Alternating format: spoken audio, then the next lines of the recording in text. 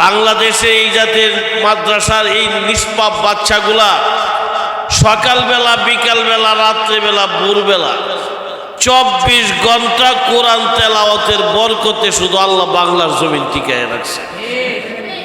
এই জন্য আমরা জানি এই মাদ্রাসাগুলা থেকে চোর, ডাকাত, সন্ত্রাস, জঙ্গিবাদী তৈরি হয় না। এই মাদ্রাসা থেকে ফখরে বাঙ্গাল সৃষ্টি হয়। এই মাদ্রাসা থেকে আল্লামা সিরাজুল ইসলাম বড় হুজুর তৈরি হয়, আল্লামা মুফতি আমিনী তৈরি হয়, মুফতি নুরুল্লাহ সাহেব তৈরি হয়, আল্লামা সাজিদুর রহমান তৈরি হয়, আল্লামা হাফিজ হুজুর তৈরি হয়। এই মাদ্রাসা না থাকলে বাংলাদেশ টিকবে না। খেদমতে উস্তাদ খামস বখানি মুদাম, প্রত্যেক দিন হামসব খানি মুদাম, প্রত্যেক দিন সবকের মধ্যে উপস্থিত থাকতে, বন্ধ করে যেত না। বন্ধ যে করবে, বন্ধ করলে একদিন বন্ধ করলে আল্লাহ পাকের রহমত থেকে 40 দিনের বঞ্চিত হয়ে যা। একদিন বন্ধ করলে 40 দিনের জন্য আল্লাহ পাকের রহমত থেকে হয়ে যা বঞ্চিত হয়ে যাচ্ছে, 40 দিন পিছিয়ে পড়ে যা। একদিন যদি বন্ধ করে, যে ছাত্র একদিন বন্ধ করলো সেই জন্য 40 দিনই পিছিয়ে পড়ে গেল। এই জন্য প্রত্যেক দিন ক্লাসের মধ্যে হাজির থাকতে হবে। প্রত্যেক দিন বন্ধ করা যাবে না। যদি বন্ধ করেন, যত বেশি বন্ধ করবেন তত পিছিয়ে যাবেন, দেখবেন আস্তে আস্তে আস্তে আস্তে একদিন বাজায় গেছেন। এই জন্য আপনি কম পারেন বেশি পারেন, আপনি প্রত্যেক দিন ক্লাসের মধ্যে হাজির থাকবেন। ক্লাসের মধ্যে হাজির থাকলে আল্লাহ পাক আপনি ব্রেন খুলে দেব, আপনি পড়া আগে যাবেন, আপনি পড়া মনে থাকবো, হুজুরের অন্তর থেকে দোয়া আসবে। কোরআন যেমন সম্মান, আজকে এই সবক দেওয়ারও সম্মান। আর এই বরকতময় সবকে যারা দোয়াতে অংশগ্রহণ করবে, আল্লাহর কাছেও তারাও বড় সম্মানজনক হবে। বিশেষ করে আলহারা তাহফিজুল কোরআন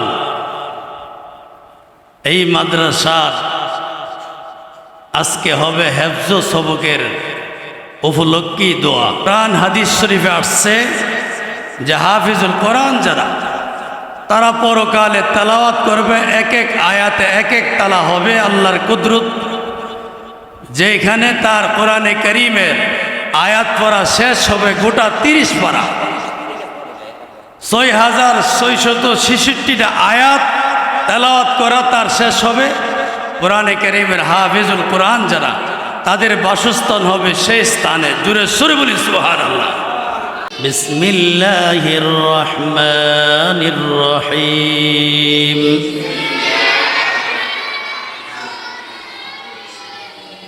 আউযু বিল্লাহি মিনাশ শাইতানির রাজীম।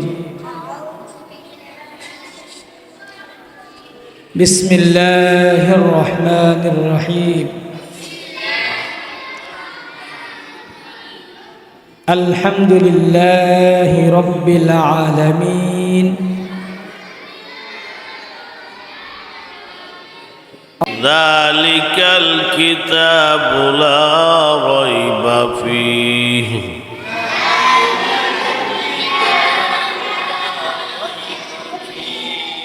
হুদাল লিল মুত্তাকিন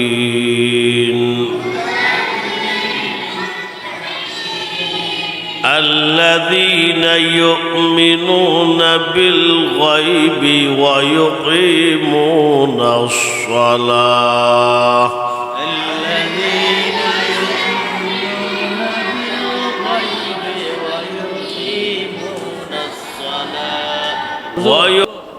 কামারের দোকানে গেছিলাম, পরে বলছে এটার কোনো মূল্য নাই। স্বর্ণকারের দোকানে গেছি, পরে বলতেছে এটার অনেক মূল্য, যে মূল্য তার কাছে বর্তমানে মজুদ নাই, বর্তমানে তার কাছে পুঁজিই নাই এটার দাম দেওয়ার মতো। হুজুরের কারণ কি?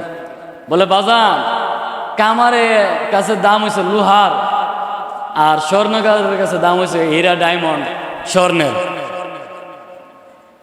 ঠিক তদ্রূপ ভাবে তোমার কাছে যে আমি হাদিসগুলি বলছি, এই হাদিসগুলি দুনিয়াদারি মানুষের কাছে দাম না থাকতে পারে, কিন্তু ইহার দাম আল্লাহর কাছে এমন বেশি, আসমান জমিন যদি একত্রিত করে ফেল ওইটার সমমূল্য হবে না, এটার পরিমাণ মূল্য হবে না।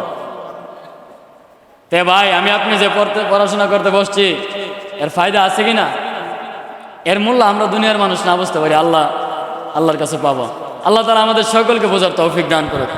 অনেকেই আছে ফোন দিতে পারে, রাজনীতি পারে, ইংরেজি ট্রোলিং বক্তৃতা পারে, কিন্তু যে গাইলে আল্লাহর কোরআন পড়া জানে না।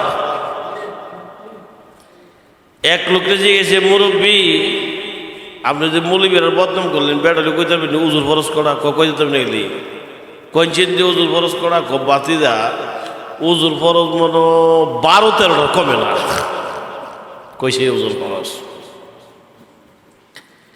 সব পারে, কিন্তু জিজ্ঞাসা করলে আল্লাহর কোরআন পড়া জানে না। যারা কোরআন শরীফ পড়া জানে না তারা আসলে কিন্তু মূর্খ। আর যারা ইংরেজি শিখছে, কম্পিউটার শিখছে, ডিজিটাল শিখছে, আধুনিকতা শিখছে, ভালো কথা, সব শিখছে, যদি কোরআন না শিক্ষা থাকে তারে শুধু মূর্খ বললে হবে না, তারে বলতে হবে সে 1 নম্বরের একটা গদা মূর্খ। মজুরে কোনটি কি ঠিক না? আল্লাহ হাফেজ শামীম শাহ হুজুর মাদ্রাসার জন্য অনেক খাটে। এই নিষ্পাপ বাচ্চাগুলিকে নিজের সন্তানের মতো দেখে আল্লাহ আমার হুজুর শামীম শাহ হুজুরের হায়াতে বরকত বাড়ায়া দাও। আল্লাহ গো, মদিনা শরীফ না দেখাইয়া আমরা কবরে নিও না।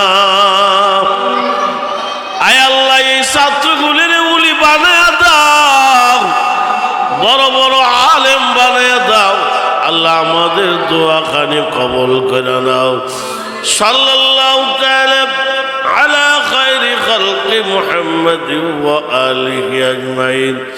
আয় আল্লাহ, যেদিন দুনিয়া থেকে বিদায় হয়ে যাব ওই সময় জবানে পড়াইয়া দিও লা ইলাহা ইল্লাল্লাহু মুহাম্মাদুর রাসূলুল্লাহ সাল্লাল্লাহু আলাইহি ওয়াসাল্লাম বিরহমাতিহি।